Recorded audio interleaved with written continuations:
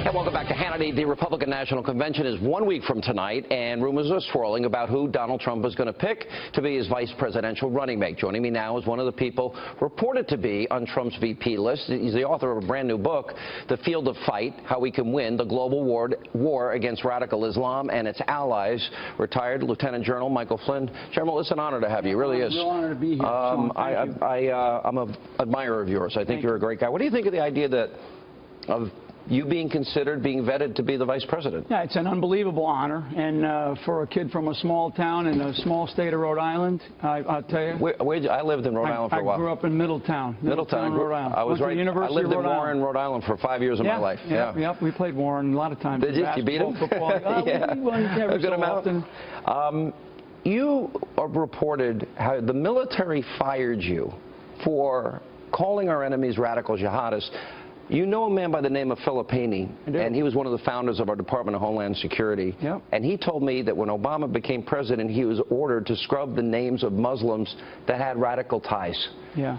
What is going on? Yeah, what's going on is a level of political correctness that is so dangerous for our country, and it touches every aspect of what we're seeing, not only overseas against this radical Islam and right here at home with the attacks that we've recently seen in Orlando and San Bernardino, but this political correctness is also weighing heavy in what we're seeing right now with this sort of semi or quasi state of anarchy in some of the cities around this country. We have got to stop being so politically correct.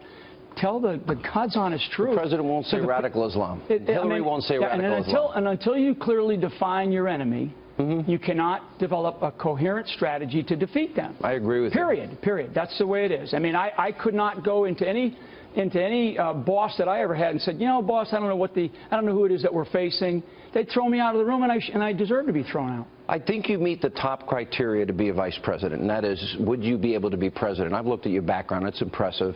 Thank you. Probably a lot of people don't know you. And you were a Democrat for a long time, right? Yeah, I was raised in a very strong Democratic family. Yeah. But I mean, I say, Sean, that the Democratic Party that exists today is not the Democratic Party that I was raised in by my family, by my mother and father, who, my mother especially, was a local, state kind of, person involved in politics. Would pro-choice be hard for Republicans to absorb? It's such an important issue for the base of the party. I think that first of all, that's a legal issue, and the real important thing is if you want to change the Supreme Court of the United States, vote for Donald Trump and get him into office. Yeah. Do you like his choices? Do you like the list that he laid out?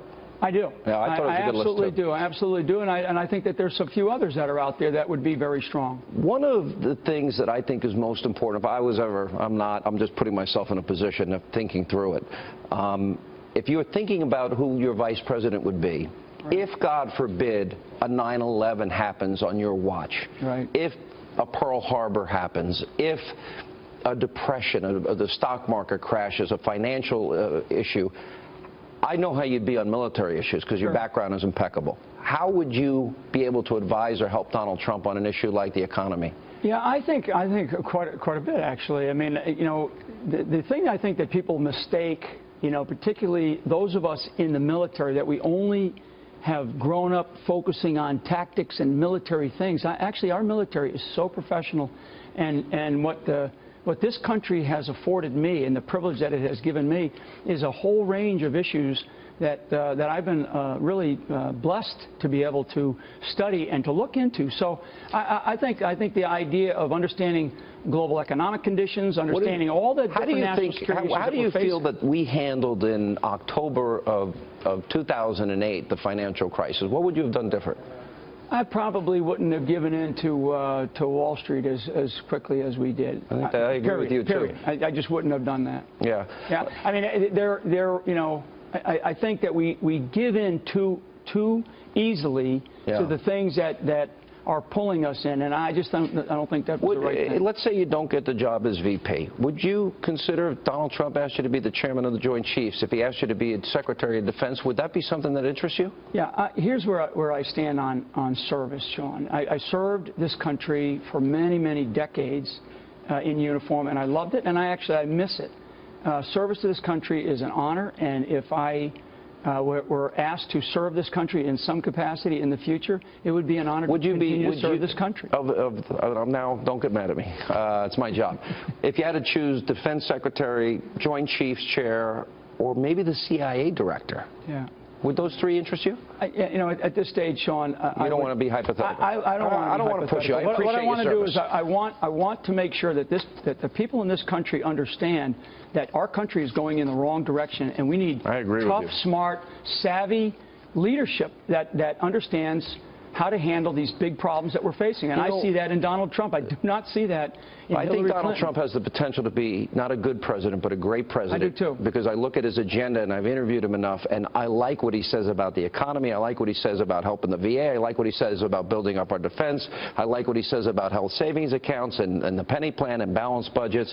I also like what he says about building a wall. And you were on ABC, and you corrected the host. You said, it's not undocumented. Yeah, it's illegal. Politically correct word to undocumented to describe what is actually illegal. So that is a huge issue that we have to overcome. And this business of illegal immigration is affecting every aspect. It's affecting our education system, our health care system, our economy, period. So, I mean, these are things that we have to we're going to have to come to grips with in this country. I don't mean to be rude. If you got selected, are you ready for what would be about to happen to you? We have a hostile news media out there that would want it from day one to take you down.